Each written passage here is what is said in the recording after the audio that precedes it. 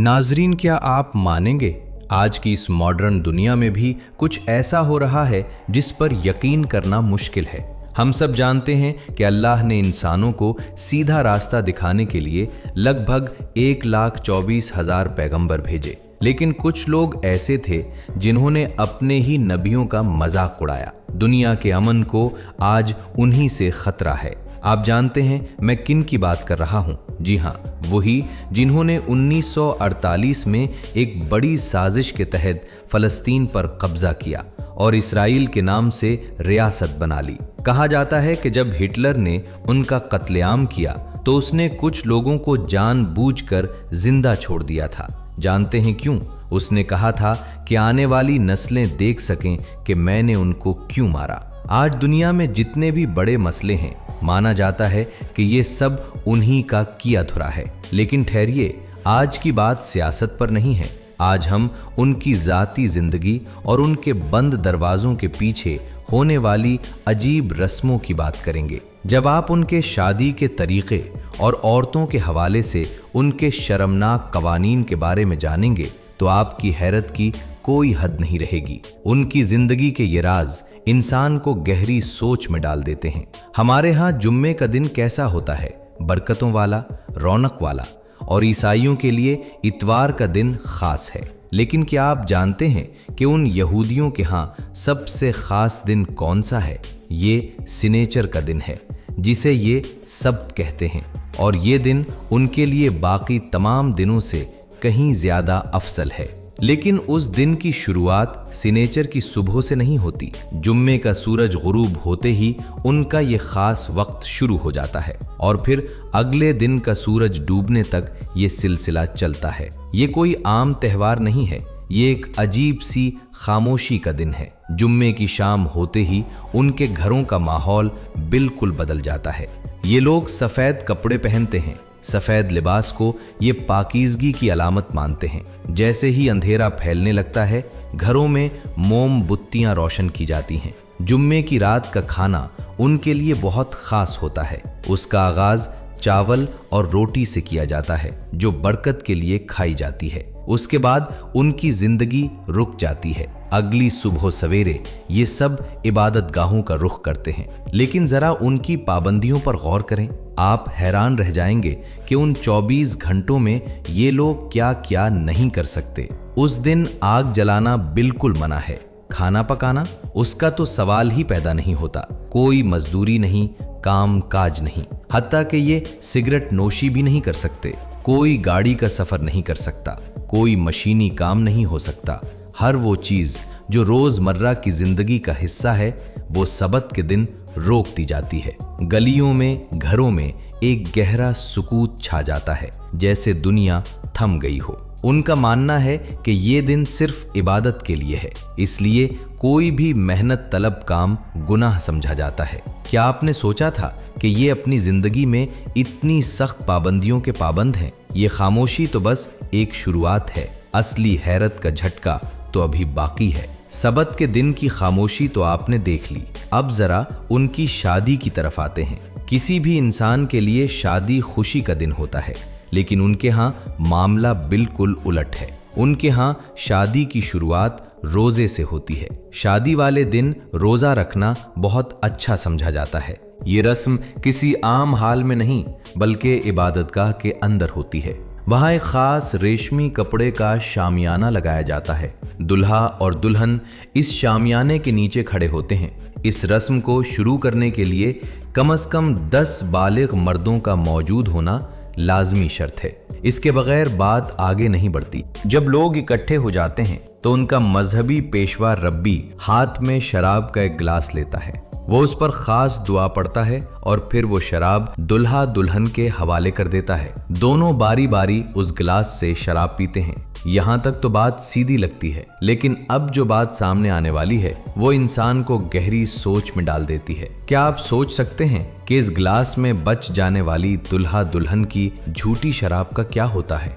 अगर मुआशरे में कोई शख्स शादी के नाम से घबराता है या किसी किस्म की मर्दाना कमजोरी का शिकार है, तो उसे ये बची हुई झूठी शराब पिला दी जाती है। उनका पक्का यकीन है कि ये झूठी शराब पीने से वो शख्स फौरन ठीक हो जाएगा। क्या कभी ऐसा भी होता है? इस हैरत अंगेज अकीदे के बाद बारी आती है अंगूठी पहनाने की। दुल्हा दुल्हन को अंगूठी पहनाते हुए इब्रानी जबान में कहता है कि देखो, इस अंगूठी के जरिए हजरत मूसा और इसराइल के कानून के मुताबिक हमारा रिश्ता जुड़ गया है। क्या आपने आज तक किसी और मुआशरे में ऐसी अजीब रस्म देखी है?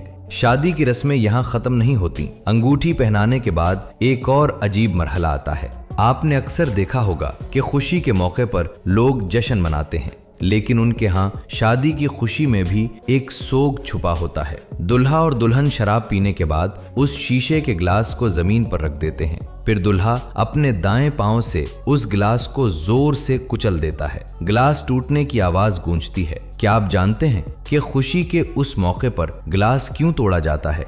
इसके पीछे एक गहरी वजह है। उनका मानना है कि खुशी के वक्त भी उन्हें यरूशलेम की तबाही का सोग याद रखना चाहिए। ये टूटा हुआ शीशा इसी तबाही की याद दिलाता है। लेकिन कहानी यहाँ खत्म नहीं होती। इस टूटे हुए ग्लास के पीछे एक और हैरत अंगेज सोच छुपी है। जब ग्लास टूटकर बिखर जाता है तो लोग उन शीशे के टुकड़ों को देखते हैं। क्या आप यकीन करेंगे कि उन टुकड़ों को देखकर क्या अंदाजा लगाया जाता है? वो मानते हैं कि ग्लास के जितने टुकड़े होंगे, दुल्हा और दुल्हन का रिश्ता उतने ही साल तक कायम रहेगा। यानी शादी कितने साल चलेगी उसका फैसला वो बिखरे हुए शीशे के टुकड़े करते हैं। ये रस्म बज़ाहिर एक छोटी सी बात लगती है, लेकिन उनकी जिंदगी में उसकी बहुत अहमियत है। ये सब देखकर इंसान सोचने पर मजबूर हो जाता है कि उनके रस्मो रिवाज कितने मुख्तलिफ और अजीब हैं। शीशे के टुकड़ों का हिसाब किताब तो हो गया, लेकिन क्या सिर्फ ग्लास तोड़ने से शादी पक्की हो जाती है?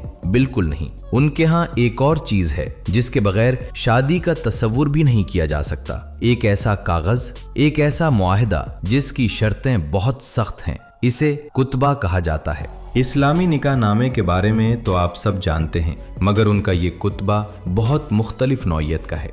ये कोई आम कागज नहीं है। इस पर साफ साफ अल्फाज में लिखा होता है कि शौहर अपनी बीवी को रोटी और कपड़ा देने का पाबंद होगा, और अगर शौहर मर गया तो उसकी छोड़ी हुई जायदाद में से औरत को कितना हिस्सा मिलेगा। ये तमाम शराइत इसमें पहले से तय की जाती हैं। इस मुआहदे पर चुपके से दस्तखत नहीं होते। इसे सब लोगों के सामने बेआवाज बुलंद पढ़ा जाता है। इसकी एक एक शर्त, एक एक लफ्ज वहां खड़े लोगों को सुनाया जाता है, ताकि जो लोग वहां मौजूद हैं वो इसे अच्छी तरह सुन सकें और कल को इस पर पके गवाह बन सकें। अब आप सोच रहे होंगे कि दस्तखत होने के बाद इस कागज को किसी अलमारी या बॉक्से में संभाल कर रख दिया जाता होगा। ऐसा बिल्कुल नहीं है। वो इस कुतबे को बहुत ही शानदार और खूबसूरत अंदाज में फ्रेम करवाते हैं और फिर उसे घर के अंदर दीवार पर सजा दिया जाता है, ताकि हर वक्त आते जाते दोनों की नजर इस पर पड़ती रहे। एक ऐसा मुआहिदा जो सारी जिंदगी उनकी नजरों के सामने लटकता रहता है। क्या आप इसे महज एक रस्म मानेंगे या एक पक्का कानूनी शिकंजा? जरा सोचें। शादी और मुआहदे की ये सारी बातें सुनकर आपको लग रहा होगा कि उनके यहाँ औरत की बहुत बड़ी इज्जत है। हकीकत बिल्कुल इसके बरक्स है।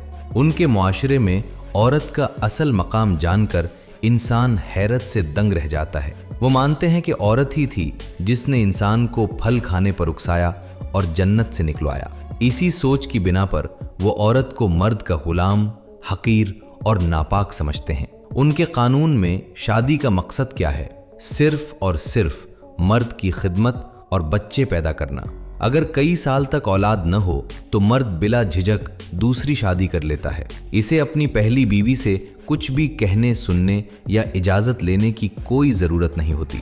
और तलाक का कानून, वो तो इससे भी ज्यादा अजीब है। बात बात पर और इंतहाई छोटी छोटी बातों पर औरत को तलाक दे दी जाती है। अब कहानी के सबसे खौफनाक और सनसनीखेज हिस्से की तरफ आते हैं। एक ऐसा कानून जो अक्ल को दंग कर देता है। अगर किसी औरत का शौहर मर जाए और उनकी औलाद न हो तो क्या होता है? वो बेवा औरत किसी और शख्स से शादी नहीं कर सकती। उनके कानून के मुताबिक इसके लिए लाजमी है कि वो अपने मरने वाले शौहर के भाई से ही शादी करे। और बात सिर्फ यहीं खत्म नहीं होती। इस नए रिश्ते से पैदा होने वाला पहला बच्चा भी इस नए शौहर का नहीं कहलाएगा, बल्कि मरने वाले भाई का शुमार होगा। अगर वो भाई इस बेवा से शादी से साफ इनकार कर दे तो क्या होगा। इसे शादी करने पर बाकायदा मजबूर किया जाता है। अगर वो फिर भी न माने तो इसे सारी जिंदगी की सख्त जिल्लत और रुसवाई का सामना करना पड़ता है। जरा इस पूरे निज़ाम पर गहराई से गौर करें और फिर अपने दीन इस्लाम को देखें। इस्लाम ने औरत को पस्ती और अंधेरे से निकालकर इज्जत, मकाम और वकार का ताज पहनाया। बाकी तमाम तहजीबों ने औरत को हमेशा दबाकर और अपनी मलकियत बनाकर रखा। क्या आपने कभी इन हैरानकुन खानदानी कवानीन के बारे में सोचा था? ये सब जानने के बाद आपके जहन में पहला ख्याल क्या आता है? अपनी कीमती राय मुझे कमेंट कर